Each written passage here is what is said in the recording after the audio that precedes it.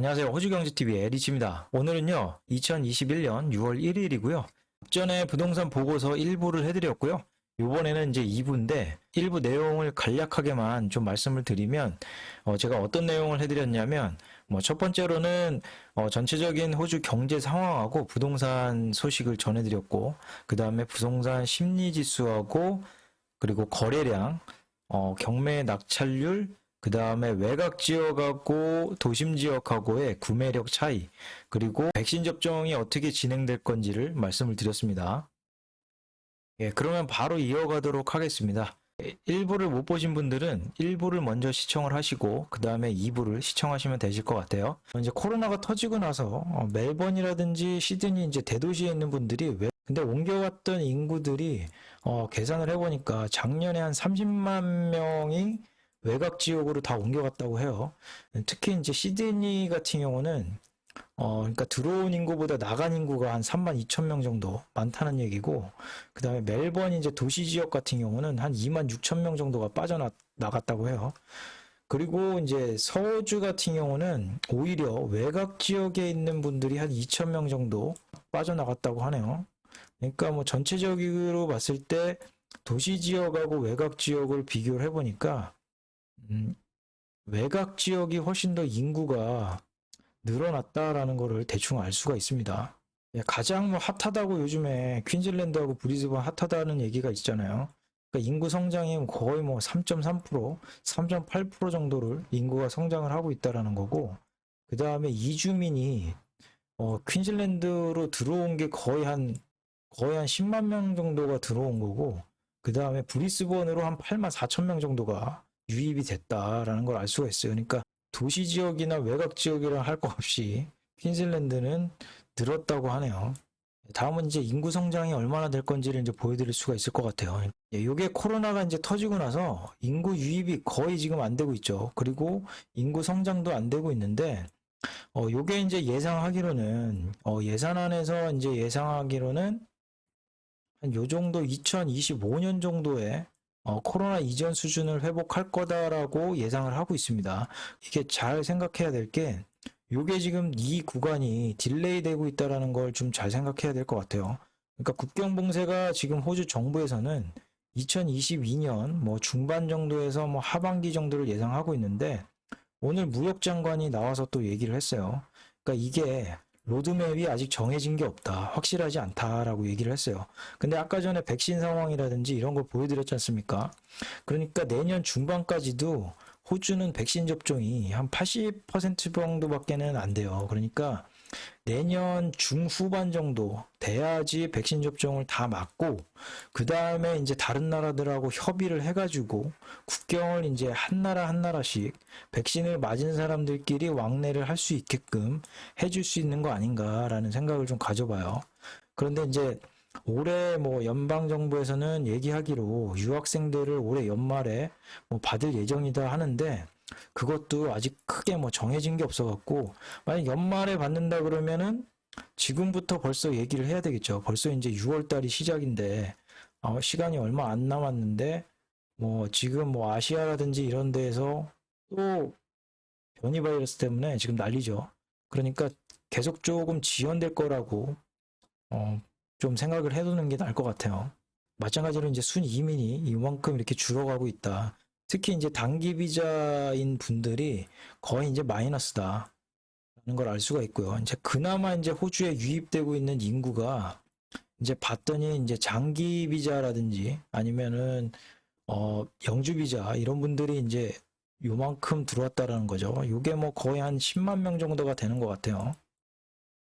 예, 주택 가격을 결정하는 거는 세 가지가 있지 않습니까? 뭐 수요, 공급, 심리 이렇게 세 가지가 있는데 요즘에는 이게 안 통하는 것 같습니다. 그러니까 통화 정책이라든지 뭐 저금리 0.1%까지 낮춰줘. 그 다음에 QE 하고 있죠.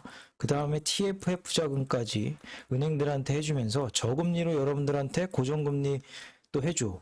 그 다음에 이제 재정 정책 쏟아부어주죠. 그러니까 홈빌도 해줘. 그리고 이제 연금 수령할 수 있게 해줘. 그러니까 여러 가지 이제 정책들을 쓰면서 인구 유입이 없어도 뭐 호주인들이 다 메꿔주고 있다라는 걸 알 수가 있는데, 이 빨간 선은 뭐냐면 호주에 이제 인구 유입이 되면서 이분들이 들어올 때 이제 집이 필요할 거 아닙니까? 근데 호주인들이 연간 주택 판매가 한 50만 채 정도 돼요.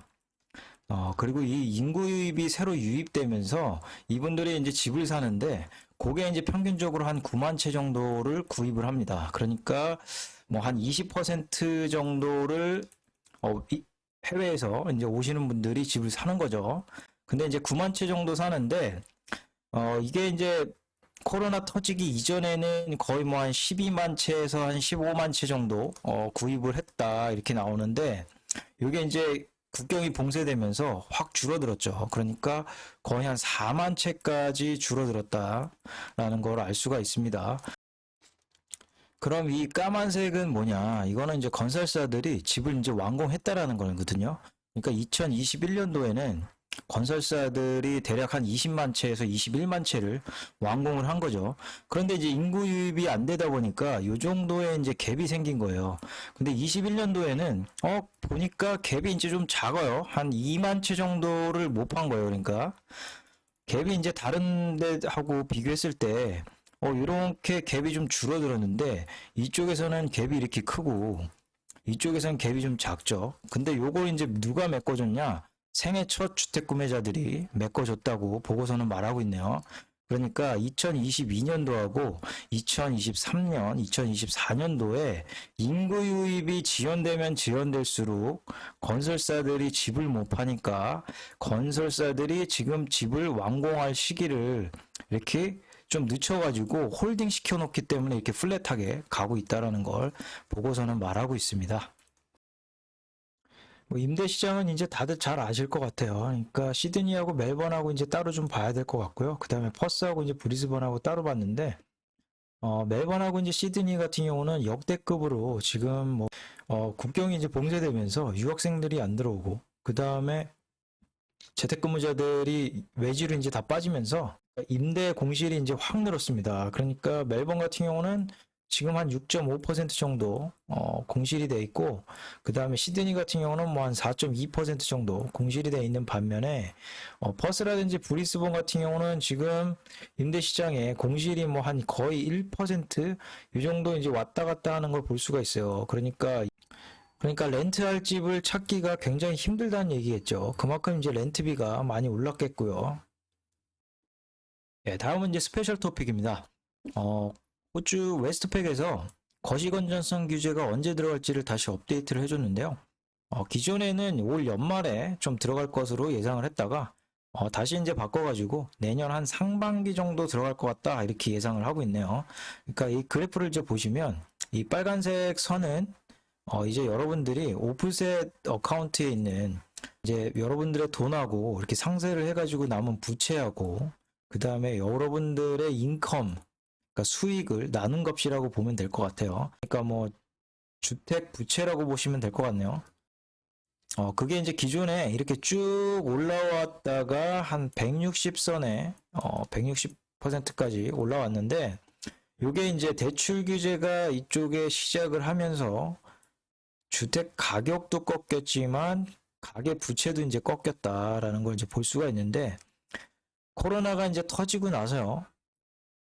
은행들에서 대출을 엄청나게 해주니까 이게 다시 이제 증가하는 속도가 이제 엄청나게 이제 빨리 증가를 했다라는 거죠. 근데 이제 보고서에서 이제 말하고자 하는 건 뭐냐면 기존에 우리가 생각을 해봐라. 한 160%까지 우리가 부채를 늘렸었는데 그게 이제 많이 좀 좋아져 가지고 이렇게 저점을 찍고 다시 좀 급격하게 올라온 거는 좀 이해를 한다. 하지만 아직까지 우리가 정점은 도달하지 않았기 때문에 괜찮다라는 걸 말하기 위해서 이 보고서가 나온 것 같습니다. 그리고 이제 또 한 가지는 뭐냐면 현재 우리가 여기 있는데 거시건전성 규제가 이제 만약에 시행을 하게 되면 내년 상반기 정도에 이제 시행을 하게 되면 주택 가격이 이렇게 오르다가 플랫하게 갈 거다라고 이제 예상을 하고 있네요. 그거 이제 밑에를 보면 또 이해를 하실 것 같아요. 저는 주택 신용 성장하고 주택 가격을 이제 위에서 볼 수가 있는데요. 이 보고서에서는 말하고자 하는 건 뭐냐면 우리가 이제 현재 여기 있는데 기존에 이제 주택 가격 성장이 신용 성장이 한 7%씩 성장을 했다. 그런데 현재는 우리가 한 5.5% 정도 성장을 했기 때문에 아직까지도 7%에 도달하기 위해서는 조금 더 시간이 남아 있다라는 거고, 우리 그렇게 많이 빌려주지 않았다. 그리고 위험하지 않다라는 걸 얘기하기 위해서 보고서를 쓴 것 같아요. 웨스트팩 은행에서 지금 전망하기를 주택 가격이 이렇게 지금 증가할 거다라고 이렇게 보고 있는 거예요.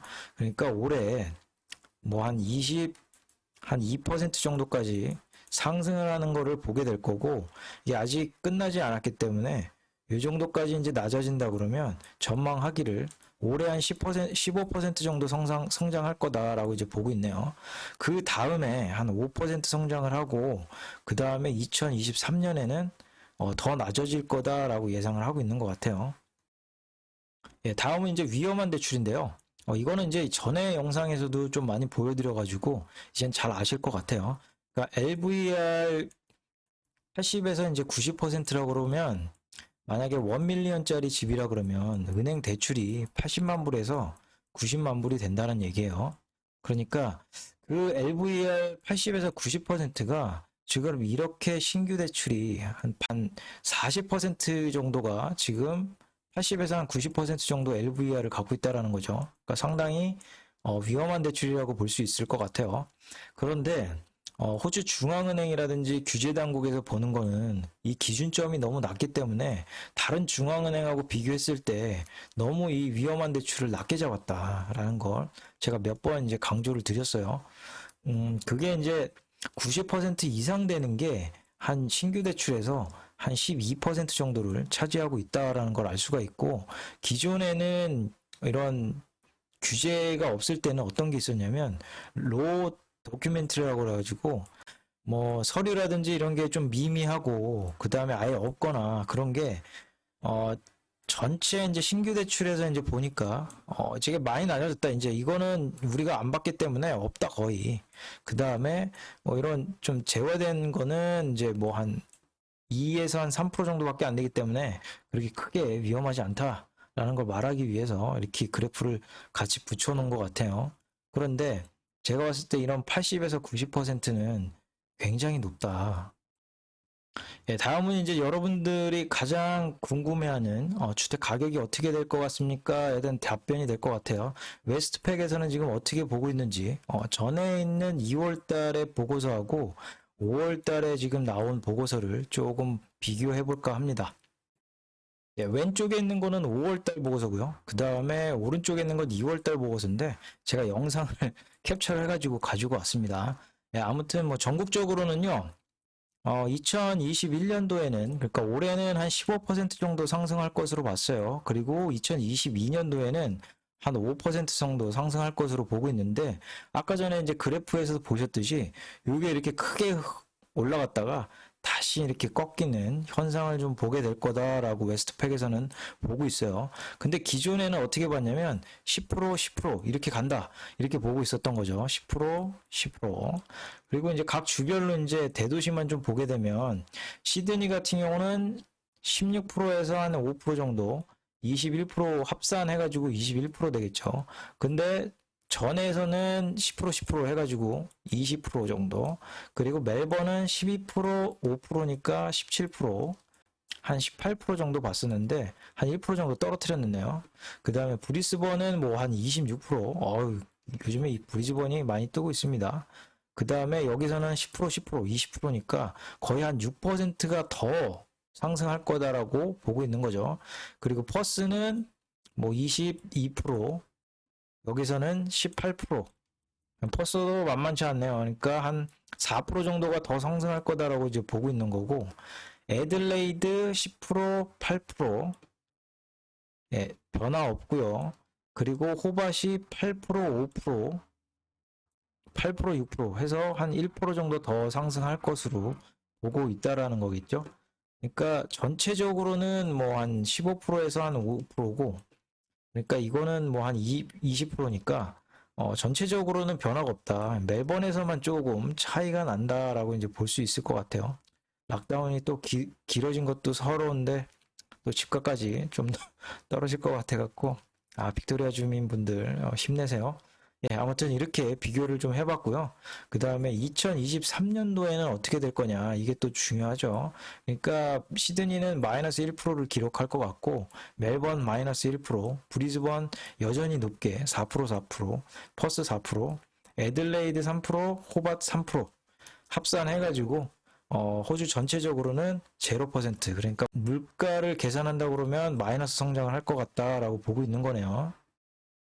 예, 다음 이제 각 주별로 해가지고 주택 가격 타입별로 이렇게 나눠놓은 게 있어요. 그러니까 뭐 단독주택이라든지 유닛이라든지 이렇게 나눠놨고, 또 여기에서는 이제 프리미엄, 그러니까 럭셔리한 집들 25%, 상위 25% 가격이 되는 집들하고, 그다음에 중간에 이제 50%, 그러니까 가장 많이 사는 중산층이 많이 사는 집들하고, 그다음에 이제 좀 저렴한 집들 25% 아래 있는 집들을 이렇게 또 나눠가지고 이렇게 가격 상승률이 어떻게 되는지를 좀 볼 수가 있습니다. 그러니까 주택 기존에 이제 뉴사우스웨일즈 같은 경우는 아파트 상승률은 거의 지금 한 1%, 2%밖에 안 되는 것 같아요. 아직까지도 못 올라오고 있는 거고, 그 다음에 주택 가격은 단독주택이 거의 한 10%씩 상승률을 보이고 있다라는 걸 알 수가 있어요. 그 다음에 럭셔리한 집들이 그렇게 잘 나가네요, 시드니는. 이게 상승률이 거의 한 10% 정도 상승을 보이고 있고, 그 다음에 중간 가격하고, 그 다음에 저렴한 가격의 주택들은 거의 한 6% 정도의 상승률을 보이고 있다라는 걸 볼 수가 있겠네요. 그 다음에 이제 각 주별의 지역별로 해가지고 어느 쪽이 가장 큰 상승률을 보였냐 봤더니 바이롱베이 쪽이 가장 큰 상승률을 보였네요. 한 36% 정도 상승했다라는 걸 알 수가 있습니다. 그 다음에 시드니 쪽에서는, 그러니까 이쪽은 외곽 지역이고 이쪽은 이제 메트로폴리탄 안쪽인 것 같아요. 그러니까 그쪽에서 가장 잘 나가는 거는 노던 비치, 이번에 락다운 했던 곳이네요. 그쪽이 거의 뭐 한 38% 정도, 예, 상승률을 보였다라는 걸 알 수가 있네요. 그 다음에 이제 빅토리아주에서는 어, 거의 뭐 상승률이 주택 가격이나 유닛 가격이나 크게 다르지 않다는 걸 알 수가 있고요. 오히려 럭셔리 쪽이 상승률이 이제 뭐 한 제로까지 올라왔다라는 걸 알 수가 있고, 중간 집들하고 그 다음에 저렴한 집들이 오히려 상승률이 더 좋았다라는 걸 알 수가 있네요. 가장 이제 상승률이 좋은 곳은 외곽 쪽의 동쪽 지역이 가장 큰 상승률을 보였네요. 한 15% 정도 상승한 걸로 보여요. 그 다음에 모닝턴 페닌슐라가 거의 뭐 35%뭐 육박할 정도로 요즘 난리네요. 그러니까 저번에 한번 뭐 모닝턴에 있던 할아버지가 인터뷰를 한 적이 있던 것 같아요. 자기 집이 하나 있고 그 다음에 별장으로 하는 집 쓰는 게 하나가 있는데, 그게 사실 계속 비어 있어가지고 자기는 이렇게까지 팔릴 줄은 몰랐는데 거의 뭐 한 20만 불 더 받았다 해갖고 기쁘게 인터뷰를 한 할아버지를 한번 본 것 같아요. 예, 브리즈번 같은 경우는 하우스 가격이 한 10% 정도 굉장히 많이 상승을 했고, 그 다음에 아파트 같은 경우는 거의 한 2.5% 정도 상승률을 보였다라는 걸 알 수가 있고요. 전체적으로 뭐 비싼 집이든 뭐 저렴한 집이든 거의 비슷하게 상승을 다 했다라는 걸 알 수가 있겠네요. 그 다음에 서쪽 지역이 가장 큰 상승률을 보였고, 이거는 뭐 거의 한 20% 정도 상승한 것 같아요. 그리고 선샤인 코스트가 거의 한 30% 육박할 정도로 가격 큰 상승률을 보였다라는 걸 알 수가 있네요.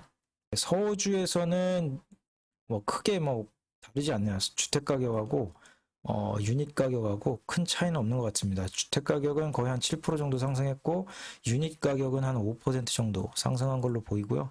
그리고 가장 저렴한 집이 좀 많이 올랐네요. 한 10% 정도 올랐고, 그 다음에 중간 가격이 뭐 한 7.5, 그 다음에 럭셔리한 집이 한 5% 정도. 근교가 가장 많이 오른 것 같아요. 퍼스 안에서. 이게 뭐 한 20% 정도 성장을 했네요. 그 다음에 맨두라가 거의 한 25% 크게 성장을 했고요. 애들레이드 같은 경우는 주택 가격이 크게 성장했네요. 한 11% 정도 성장했고, 유닛 가격 같은 경우는 20% 정도 성장했는데 이게 플랫하게 가고 있네요. 그리고 전체적으로 뭐 비싼 집이든 저렴한 집이든 다 같은 성장률을 보인 것 같아요. 한 11% 정도. 애들레이드에서는 가장 크게 성장한 게 뭐 남쪽 지역이 가장 크게 성장을 한 것 같아요. 한 20% 정도 성장을 한 것 같고요. 그리고 사우스 이스트가 뭐 한 24% 정도 성장을 했다고 하네요. 호밭은 이제 단독주택이 크게 성장해가지고 15% 정도 성장을 했고, 유닛 같은 경우는 한 12% 정도 성장한 걸로 보이고요. 그 다음에 저렴한 집들이 그렇게 크게 성장을 했네요. 한 17%, 18%. 그 다음에 이제 중간값이 뭐 한 15%, 럭셔리한 집들이 한 12%. 집들이, 호밭이 진짜 많이 성장했네요. 지역으로 이제 보니까 다 같이 이제 거의 비슷하게 성장을 했다라는 거고, 이것도 마찬가지로 다 비슷하게 성장을 한 것 같아요. 꽤 많이 성장을 한 것 같습니다. 예, 부동산 시장에 대해서요, 오늘 이렇게 영상을 올려드렸는데, 이곳에서 조금 눈여겨볼 거는 뭐냐면, 기존에 뭐 10% 정도 성장하고, 그 다음에 뭐 10% 성장할 거로 봤지만, 이게 이제 성장률이 확 올라갔다가 훅 꺾이는 이런 현상들을 좀 많이 볼게 될 것 같아요. 그러니까 뭐 성장률이라든지 물가라든지 그 다음에 뭐 주택 가격이라든지 다 이런 식으로 일시적이다라는 느낌이 있는 것처럼 쭉 올라갔다가 쭉 내려가는 그런 현상들이 좀 있을 것 같습니다. 아무튼 참고를 하시고요. 주택을 구매하셔야 된다는 분들은 제가 전에도 이제 영상에서도 말씀드렸지만 모기지 금리가 상승할 수 있다. 그러니까 자기 이제 재무제표를 꼭 확인하셔가지고 갚을 능력이 되는지를 점검을 꼭 해보시고 다른 은행들이라든지 여러 군데를 알아보셔가지고 또 저렴하게 모기지도 좀 받으시고요. 계획을 잘 세우셔서 주택 구매를 하셨으면 합니다. 예, 아무튼 오늘 영상 여기까지 시청해 주셔서 감사드립니다.